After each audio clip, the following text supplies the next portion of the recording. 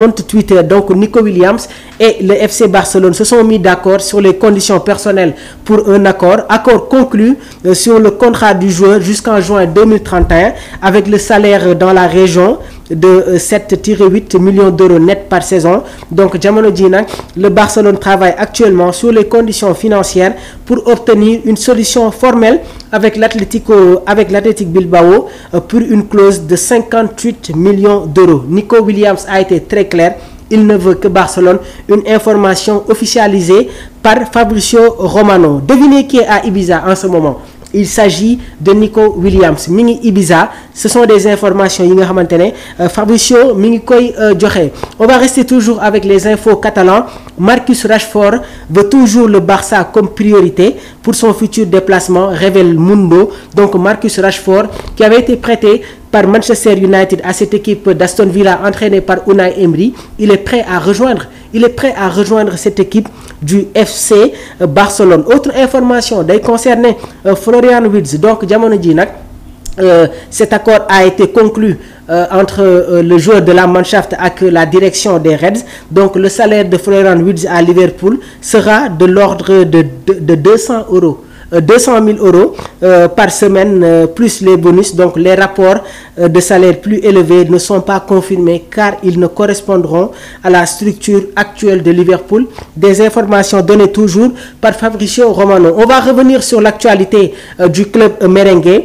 Le Real de Madrid, Xabi Alonso a été très clair. Nee na dafa bëgg benn second attaquant, dafa bëggaat beneen numéro 9, mais numéro 9 boo xamante ne day am un profil de José Lu qui avait remporté la Ligue des Champions avec le Real de Madrid, nekkoon doublure de Benzema une année. Deuxième année bi aussi il faisait partie de cette équipe du Real de Madrid. Donc jamono ji Xabi Alonso profil bu mel noonu la bëgg, c'est-à-dire joueur boo xamante ne day nekk doublure Kylian Mbappé. Alors le Real de Madrid veut recruter un nouvel attaquant, mais la décision unanime est de rejeter les propositions yi nga xamante ne Sporting def nañ ko en faveur du Real de Madrid concernant attaquant suédois bii di Gyökeres nekk international suédois. Le Real de Madrid ne veut pas recruter Gyökeres bi nga xamante ne il a fait une saison exceptionnelle dans le championnat Portugal di football ci équipe bi nga xamante ne moom mooy Sporting. La Casablanca ne veut pas ce joueur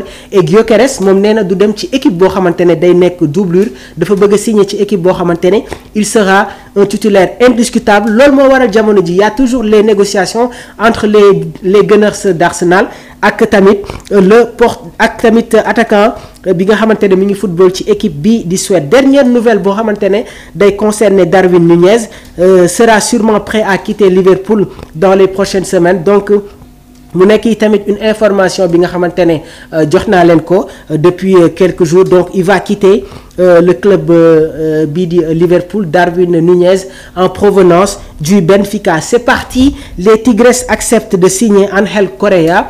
Nekkoon i tamit ancien joueur des Colchoneros nekkoon i tamit ancien joueur de l'Atlético de Madrid. Donc une information donnée par Fabrizio Romano. Here we go, il s'envole pour tamit cette équipe des Tigres. On va venir ak tamit match yi nga xamante ne war na non avant ñuy ñëw sur les matchs yi nga xamante ne dina am dans le championnat anglais dans cette saison 2025-2026. dañuy ñëw déjà sur le plus jeune joueur bi nga xamante ne moom moo nekk dans le championnat anglais. Alors il y a déjà Liam Delap bi nekkoon ci Ipswich Town rejoindre Chelsea ak tamit Dean Huijsen bi quitté Bournemouth dem ci équipe bi nga xamante ne moom mooy le Real de Madrid. Alors il y a un autre joueur, Milos Kerkez, qui est sur le point de rejoindre cette équipe de Liverpool. Il y a aussi Miles Lewis Kelly nekk défenseur ci équipe bi nga xamante ne moom mooy Arsenal. Ethan Nwaneri moom tamit nekk attaquant ci équipe bii di Arsenal, il fait partie des nominés. Morgan Rogers nekk attaquant buy football ci équipe bii di Aston Villa. Donnez-moi vos réponses. Kan mooy le meilleur jeune, la nouvelle révélation, la nouvelle sensation bi nga xamante ne moom moo war a jël le trophée concernant le championnat anglais. On va venir avec les matchs yi nga xamante ne war na am sur cette saison 2025-2026 dans le championnat anglais. Donc le 15 août Liverpool dina football ak équipe bi nga xamante ne moom